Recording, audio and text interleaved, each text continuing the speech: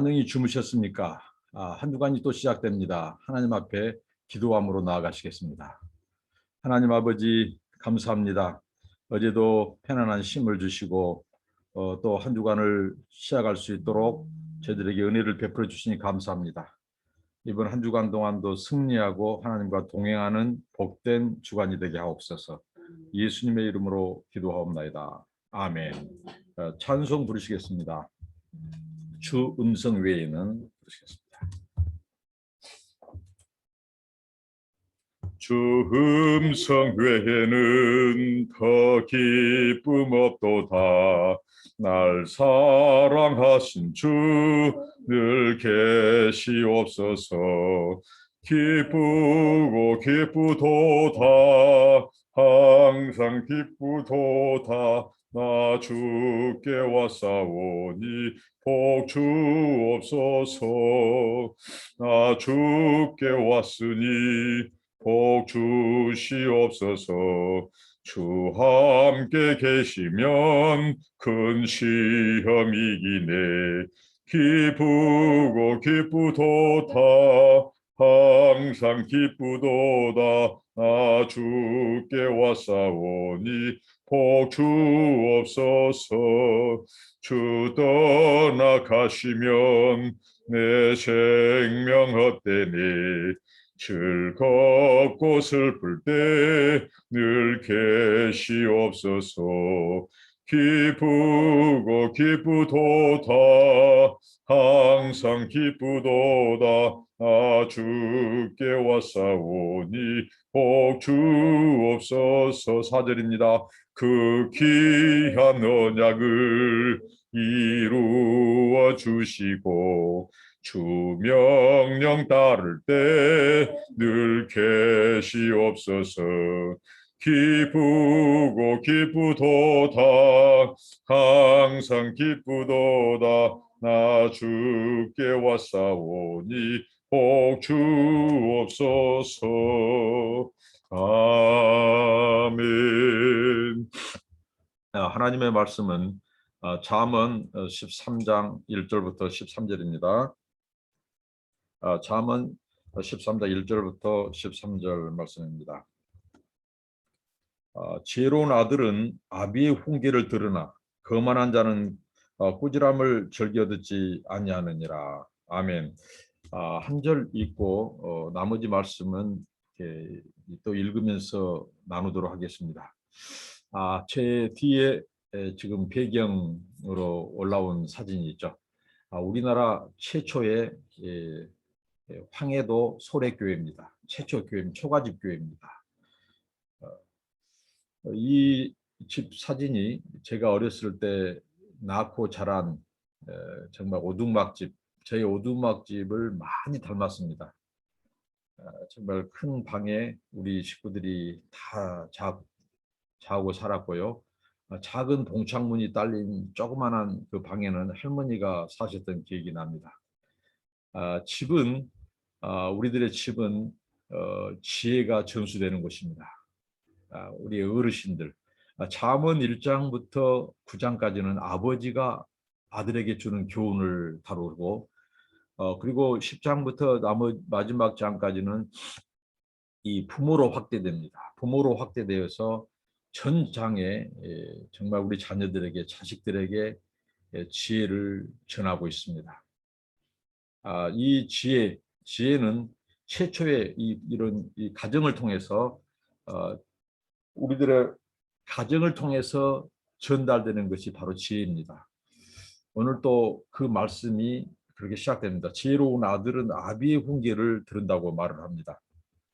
거만한 자는 꾸지람을 즐겨 듣지 아니하느니라.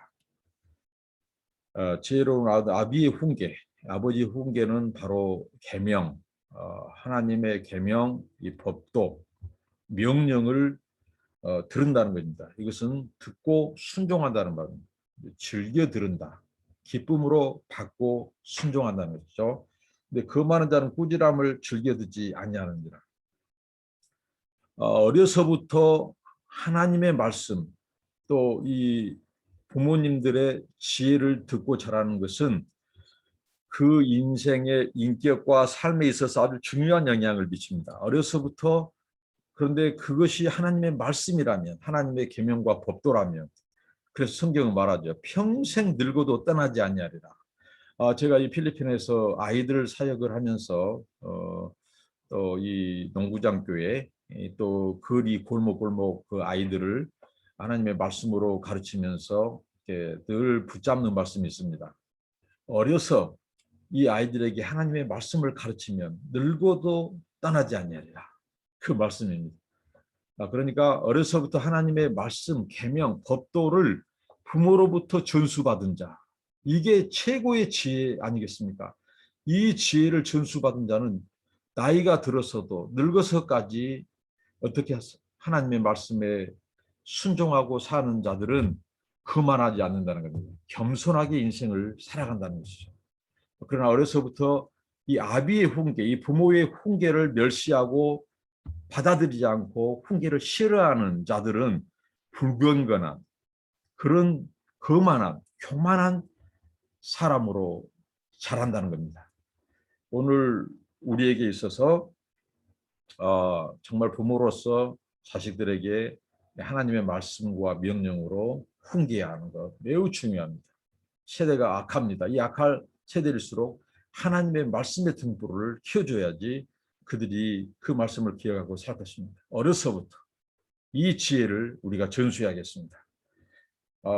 우리가 훈계, 꾸지람, 우리 세대도 마찬가지입니다. 우리 나이 먹은 세대도 이 권면하고 훈계하는 것 우리가 싫어한다면 우리는 거만해질 수 있고 교만해질 수 있습니다. 그러면 방탕할 수 있죠.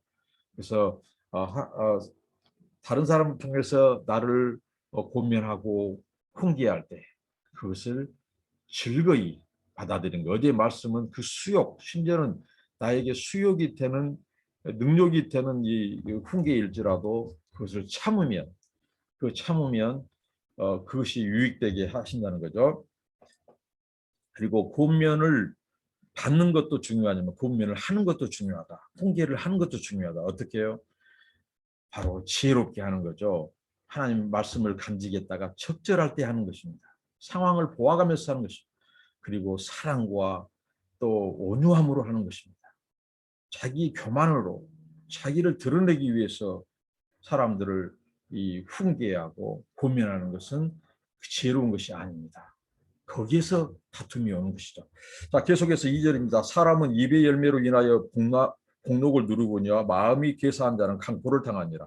그러니까 입의 열매로 인하여 선한 것을 누린다는 거죠. 누린다는 말은 먹는다는 것입니다. 그리고 마음이 괴사한 자는 이 거짓된 자, 속이는 자, 악한 자, 이들은 강포를 당한다. 여기서 당하는이라 표현도 먹는다는 것입니다. 결국은 포악한 열매를 먹는다는 거죠.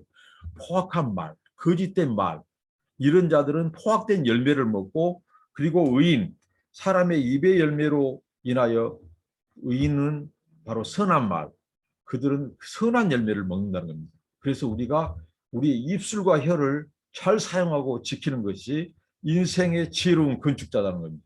입의 열매를 먹게 되어 있습니다. 혀의 열매를 먹게 되어 있습니다. 그래서 우리가 늘 이 입과 혀를 잘 단속하고 지키는 것이 매우 중요한 겁니다. 우리가 선한 말, 세우는 말, 덕을 끼치는 말, 그럴 때 그 열매를 우리가 먹고 다른 사람도 먹게 됩니다. 그러나 악한 말은 바로 그 열매를 타인도 유쾌하지 못하게 하지만 그 열매를 자신이 먹게 된다는 것입니다. 그다음에 입을 지키는 자는 그 생명을 보존하나 입술을 크게 벌리는 자에게는 멸망이 오느니라. 그래서 우리 입을 지키는 것이 생명을 보존한다고 말합니다. 그리고 입술을 크게 벌린 자, 이것은 무분별하게, 무책임하게, 아무 분별력 없이, 생각 없이 즉흥적으로 말하는 것입니다. 입을 크게 벌린다, 떠든다는 것이죠. 이것은 아주 어리석은 거죠. 입술을 지키는 것과 대조되는 거죠. 그래서 우리 속담도 있습니다. 우리 속담도 잠언입니다. 우리 한국 사람에게 주신 하나님의 잠언이 있습니다. 무엇이 있습니까? 이 말이 많으면 또 실수가 많고 또 입을 함부로 놀리면 그만큼 이 해가 많이 있죠. 그러니까 입을 잘 놀릴 것을 우리 잠언도 말하고 있죠.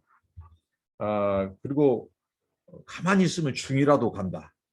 그러나 입을 크게 벌리고 떠들면 그게 나중에는 멸망으로 갈 수 있는, 이렇게 입은 우리의 말은 매우 중요합니다. 4절에 게으른 자는 마음으로 원하여도 얻지 못하나 부지런한 자의 마음은 풍족함을 얻느니라. 게으른 자는 마음으로 자기가 소원을 가져요. 근데 이 게으른 자들은 부귀, 영화, 번성, 번영, 뭐 이런 소원을 가지고 있어요. 그러나 그들은 얻지 못해요. 왜 그러냐면 이 게으른 자에게 쓰는 그 손을 표현을 쓸 때는 성경이 재미있는 표현을 쓰는데 손을 웅크리는 표현을 써요. 그러나 부지런한 자의 손을 펼 때 그 손은 펼친 손, 끊임없이 펼치고 일하는 손입니다. 그들은 마음으로만 원해요. 그런데 손으로는 일하지 않고 게을러요. 근데 부지런한 자는 마음의 풍족함, 마음이 원하는 바를 자기 실천, 손으로 발로 부지런히 일하고 땀을 흘려 일합니다. 실천하는 거죠. 그렇기 때문에 그들에게는 바로 그 마음의 소원이 풍족함을 얻는다는 것이죠. 그러니까 실천하는 것이 매우 중요하다는 거죠. 우리 삶 속에서 일하는 것, 열심히 땀 흘리는 것. 그리고 5절입니다. 의인은 거짓말을 미워하나 악인은 행위가 흉악하여 부끄러운 데 이르느니라. 의인은 거짓말을 미워합니다. 의인은 하나님의 말씀, 명령, 그 법대로 살기 때문에 거짓말은 뒤틀린 것, 왜곡시키는 말, 진리를 왜곡시키는 말, 하나님의 말씀, 부모의 권면을, 훈계를 거부하고 멸시하는 그것을 말하죠. 그런데 이 그런 말을 미워한다는 거죠. 그러니까 의인의 길은 곱게 됩니다. 굽은 길이 아닙니다. 그러나 악인은 흉악하다. 이것은 그들은 이 부모의 고면 하나님의 말씀을 뒤틀려 버린 거예요. 왜곡시킨 거죠. 그래서 부끄러운 데에 이르게 합니다. 같은 맥락에서 6절입니다. 의는 행실이 정직한 자를 보호하고 악은 죄인을 패망케 합니다. 역시 이 의는 행실이 정직한 자, 의가 하나님의 말씀과 법이 바로 정직한 자로 하여금 행실을 정의롭게 곱게 한다는 것이죠. 그들은 바로 그 지혜, 그 하나님의 말씀의 보호를 받습니다. 정직한 자를 사랑하시는 하나님의 보호를 받고 악은 앞서 말한 대로 이것은 하나님의 진리를 왜곡하고 비트는 자들은 패망케 하느니라. 패망은 전복시키다. 그들의 인생을 뒤집어 버린다는 것입니다. 7절입니다. 스스로 부한 채하여도 아무것도 없는 자가 있고 스스로 가난한 채하여도 재물이 많은 자가 있느니라. 그러니까 이것은 곧 우리가 외형적으로 사람을 알 수 없고 그렇다는 거죠. 그러니까 재물로 그 사람의 됨됨이를 평가하고 알 수 없고 그것은 어리석은 것이라는 겁니다. 스스로 부한 채하여도 아무것도 없는 자. 이것은 바로 아무것도 없는 이 가난한 사람이 겉으로 부자 행세를 한 이 속물근성을 말합니다. 부자인 채 하는 거죠. 근데 실상은 아무것도 없어요. 그리고 스스로 가난한 채에도 재물이 많은 자가 있느니라. 그러니까 사람의 외형, 외모로 그 사람을 다 알 수 없고 평가할 수 없다는 거죠. 여기에는 또한 이 부자의 속물건성, 그러니까 가난한 채하고 자기 부자를 드러내지 않는 그 목적이 돈을 아끼고 쓰지 않고 하는, 또 이것은 또 이런 부자들의 속물근성을 말합니다. 그러니까 사람을 외모로 알 수 없고 판단하지 말라는 것이죠. 사람의 재물이 그 생명을 속할 수는 있으나 가난한 자는 협박을 받을 일이 없느니라 말합니다. 그러니까 이 재물이 주는 그 유익 중에 하나가 생명을 속할 수도 있다. 예를 들면 그 사람이 지금 납치를 당했습니다. 납치를 당해서 협박과 회유, 그러니까 이 몸값을 요구하는 상황. 그러니까 돈이 많고 부자들이 다 유익된 것은 아니다. 돈이 많은 만큼 위험 요소도 따르고 많다. 부자의 그 번영함을 부러워하지 말라. 그런 위험도 따르고 위협하는 것도 많다.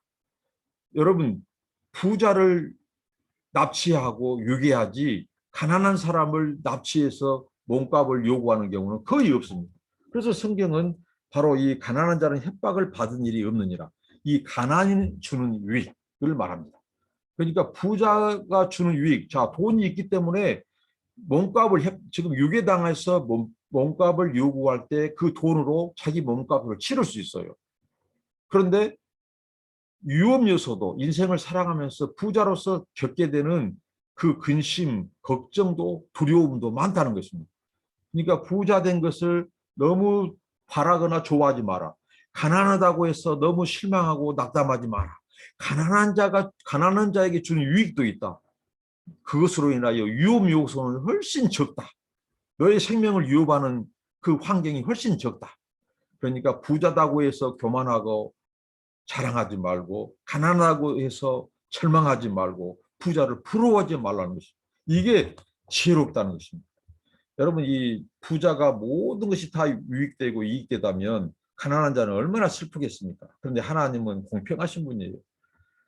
어찌 보면 가난한 자가 더 영구적으로 유익될 수 있어요. 가난 때문에 그릇 행하지 않고 하나님을 찾고 진리를 떠나지 않고 감사하고 오히려 가난해서 그 마음이 부유해진다면 부자 돼 가지고 마음이 가난하고 교만해서 멸망의 길로 가는 것보다 훨씬 낫다는 것입니다. 그리고 계속해서 말씀입니다. 9절입니다. 의인의 빛은 환하게 빛나고 악인의 등불은 꺼지느니라. 의인의 빛은 환하게 빛난다는 말은 강력한 빛, 그리고 그 빛이 일시적인 빛이 아니라 영속적인 영구적인 빛이라는 것입니다. 왜 그렇습니까? 의인의 등불은 하나님이 밝히시기 때문입니다. 그러나 악인들은, 거만하고 교만한 자들은 그 빛이 일시적으로는 빛난 것 같지만 그 빛은 어두워진다는 것입니다. 왜? 진리가 드러나면, 진리의 등불 앞에 그들의 거짓이 드러나면 그 빛은 어두워진다는 것이죠. 그 어두워진 것은 곧 심판으로 가는 길을 말합니다. 정말 우리의 길을 하나님께서 정오의 빛처럼 우리를 밝혀주시는, 우리 자녀들의 길을 밝혀주시는 우리 모든 가정, 또 우리 자녀들이 되기를 축복합니다. 그다음에 교만에서는 다툼만 일어날 뿐이라 권면을 듣는 자는 지혜가 있느니라. 자, 이 권면을 듣는 자가 지혜 있다고 말합니다. 이 권면, 왜 그러냐면 그 권면을 통해서 지혜자의 말을 들을 때 우리가 살기 때문입니다. 특히 주님의 교훈, 하나님의 말씀은 우리를 바로 세웁니다. 우리를 꾸짖어도 우리를 살리기 위한 꾸짖음입니다. 견책하시는 말씀입니다. 그래서 그 말씀, 훈계를 들을 때 우리는 삽니다. 다른 지혜자의 말, 부모의 말, 선생들의 말, 지혜자의 말을 듣는 것은 우리를 살리는 거예요. 그러나 교만한 자는 그 권면 듣기를 거절하고 멸시합니다. 왜 그러냐면 하나님의 말씀이 싫어요. 싫어하고 멸시합니다. 그러나 지혜롭고 겸손한 자는 그 권면을 듣습니다. 또 반대로 권면을 하는 자도 겸손하게 권면을 해야 됩니다. 교만해서 자기를 드러내려고, 자기의 의를 과시하고 자랑하려고 은근히 다른 사람을 누르고 업신여기고 하는 그 권면은 유장된 권면입니다.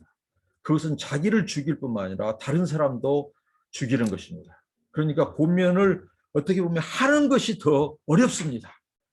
권면 듣는 것은 쉽지만 권면하는 것이 더 어려워요. 왜? 그 권면으로 결국은 나도 심판받을 수 있기 때문입니다. 그래서 지혜자의 권면은 그 말을 아끼고 지식을 아껴서 적재적소에 맞는 상황에서 하고 나도 예의가 아니다. 나도 허물이 많고 나도 얼마나 실수가 많은지 모른다. 그런데 형제를 사랑하는 마음으로 그 사랑과 온유함으로 할 때 그게 지혜자의 권면입니다. 그리고 11절입니다. 망령되이 얻은 재물은 줄어가고 손으로 모은 것은 늘어가느니라. 쉽게 번 돈 쉽게 쓰고 쉽게 들어온 돈은 쉽게 나갑니다. 땀 흘리지 않고 번 돈 유흥으로 쓰고 탕진합니다. 우리는 지금 그런 뉴스를 많이 보죠. 여러분, 사람들에게 속이고 한탕주의 사기쳐서 번 돈, 그들이 결국은 그 돈을 어떻게 씁니까? 결국은 자기 쾌락을 위해서 씁니다. 음란한 짓 하고 다니고요.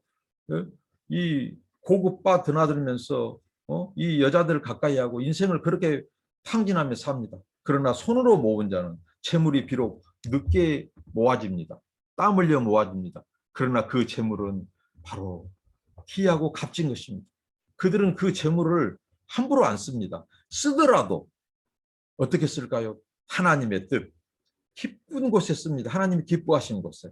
정말 우리 사이의 진정한 독지가들은요, 정말 이 손으로 열심히 땀 흘려 번 싹바느질해서 모은 그 할머니의 평생 모은 돈을 이 기탁하고 창학금으로 내놓고 가난한 재단에 드리고, 이게 바로 친정한 자의 재물입니다. 정직한 자의 재물. 그러나 부당하게 모은 재물, 한탕주의로 속여서 불이하게 모은 재물은 어떻게 될까요? 바로 쉽게 쓰고 쉽게 나가고, 쉽게 쓰고 쉽게 나갈 뿐만 아니라 그 재물은 그 사람에게 있어서 마지막 날 그를 평가하는 그 재물이 증인이 되어버려요. 그 재물이 심판의 기준이 되어버린다는 것입니다. 그러니까 우리가 이 재물을 잘 써야 되는 것입니다. 재물을 모으는 것도 중요하고 쓰는 것은 더 중요합니다. 왜? 재물관에 따라서 우리 인생의 운명이 달라집니다. 재물은 하나님께로부터 와서 하나님이 주신 것입니다. 우리는 청지기일 뿐이고 심부름꾼입니다. 심부름꾼으로서 배달 사고 내면 안 돼요. 오늘날 사람들이 그 재물이 자기가 벌었다고 자기 것인 양 착각하고 함부로 쓰고 하는 것은요, 그 재물로 인하여 오히려 멸망의 길로 가는 것입니다. 헛된 재물이 아니라 정직한 재물, 또 그 재물이 하나님의 영광과 하나님의 뜻대로 쓰는 재물. 그럴 때 우리는 그러니까 마지막 때에 재물이 우리의 안전을 보장하지 못한다는 거예요. 하나님의 심판을 면하게 하는 요소가 아니다는 거예요. 마지막 때에 서는 것은 재물이 서는 것이 아니라 사람이 서는 겁니다. 사람이 하나님 앞에 믿는 자로, 정직한 자로, 의인으로 설 때 우리의 재물도 합당하게 여긴 거예요. 무슨 말이냐면요, 의인과 정직한 자는 재물을 합당하게 벌고 합당하게 하나님의 뜻대로 쓴다는 것입니다. 재물이 우리를 구원한 것은 아닙니다. 그러나 그 재물을 벌고 사용한 자의 믿음으로 하나님 앞에 서는 거예요. 그럴 때 우리의 재물도 합당히 여김을 받는 것이죠. 계속해서 이렇게 말씀합니다. 12절, 소망이 덜이 이루게 되면 그것이 마음을 상하게 하라니 소원이 이루는 것은 곧 생명나무니라. 이 소망이 덜이 이루게 된다. 두 가지 의미가 있습니다. 정말 우리가 바라는 것이 늦게 이루어지고 더디 된다고 할 때 우리는 실망하고 낙담하고 마음이 상합니다. 그러나 실망하지 말라는 것입니다. 소망이 더디 이루어진 만큼 그들에게 하나님께서 생명나무가 있다. 생명나무는 우리에게 생명을 주고 기쁨과 즐거움을 주는 것. 나뿐만 아니라 나로 인하여 우리 자녀들과 이웃들에게, 세상 사람들에게 생명을 주고 또 진리의 길로, 구원의 길로 인도한다는 것입니다. 그 상하게 될 게 아닙니다. 그러나 오히려 소망이 빨리 이루어진다. 소망이 우리가 일시적으로 빠르게 찾아온 때 오히려 그것이 유익될 것 같지만 그것이 오히려 더 우리로 하여금 교만하게 하고 또 내가 이루었다고 하고 그럴 수 있습니다. 우리가 고난이 길어지고 우리의 소망이 더디될 때 우리가 마음이 아프고 어느 때까지냐고 우리가 탄식할 수 있습니다. 그러나 오랜 기도, 오랜 기다림 끝에 주는 그 기쁨과 즐거움은 비교할 수 없고 하나님은 생명나무로 바꿔주십시오. 그러나 그 소망이 빨리 이루어지면 우리가 교만하기 쉽습니다. 내가 했다. 내가 뭔가 잘났어. 내가 지혜가 있었어. 내가 열심히 수고해서 그렇게 해서 교만하고 그렇습니다. 그리고 여기는 가난한 자들, 없는 자들에게 쉽게 그들에게 소망을 말하지 말라는 것. 그런 말씀도 포함되어 있습니다. 그들이 만약에 약속만 해놓고 약속을 이루어주고 지켜주지 않으면 얼마나 마음이 상하고 실망하겠습니까? 그 요소도 있습니다. 우리는 쉽게 말해서 다른 사람에게 막 소망하고 기대케 해서 부풀리게 해서 실망하게 하는 일이 없어야 됩니다. 거짓 맹세, 함부로 말하는 것, 그런 허세를 부리는 것은 금물이라는 거죠. 그리고 마지막입니다. 말씀을 멸시하는 자는 패망을 이루고 계명을 두려워하는 자는 상을 얻느니라. 말씀을 멸시하는 자는 무엇입니까? 말씀을 구부리고 진리를 왜곡시키고 계명을 멸시하는 거예요. 조롱하는 겁니다. 그러나 계명을 두려워하는 자는요, 계명을 멸시하는 겁니다. 진리를 비틀는 것이죠. 지혜로운 자는 그 말씀의 교훈, 하나님의 계명을 멸시하지 않습니다. 멸시하는 자는 피해망이 있고 계명을 두려워하는 자는 상을 얻는다. 이 상은 리워드입니다. 보상입니다. 하나님께서 갚아주신다는 겁니다. 말씀에 순종하고 계명을 따르는 자는 하나님께서 그 보상하시고 말씀을 멸시한 자는 패망을 이룬다. 패망을 이룬다는 말은 뭐죠? 얼거매버리는 거, 속박해버리는 거예요. 그러니까 이 어리석은 자, 교만한 자들은요, 하나님의 말씀이 귀찮아요. 이 진리의 말씀, 그 말씀에 순종하는 것이 귀찮고, 그래서 무시하고 조롱하고 멸시합니다. 그래서 자유를 누리려고 해요. 그런데 그 순간 그는 죄의 그런 또 교만한 것에 얽매이게 되는 거예요. 속박, 그러다가 영원히 속박된 겁니다. 이게 패망이고 멸망입니다. 영원히 속박되고 패망한 것이 무엇입니까? 결국은 파멸에 이르는 것, 그 인생이 버림받는 것, 그 하나님의 심판을, 보응을 피할 길이 없습니다. 그러나 하나님의 말씀을 사랑하고 가까이하고 순종하는 자들은 하나님이 영생을 약속하시고 생명나무를 약속하시고 그렇습니다. 우리는 지혜자입니다.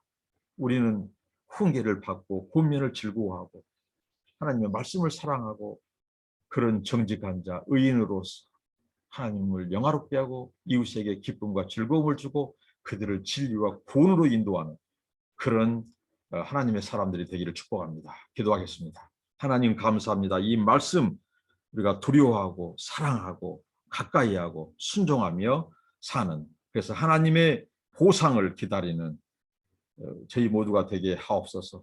새로운 인생들이 되게 하옵소서. 예수님의 이름으로 축복하며 기도하옵나이다. 아멘. 오늘 또 하나님의 말씀과 동행하는 복된 하루 한 주간 되기를 축복합니다. 감사합니다.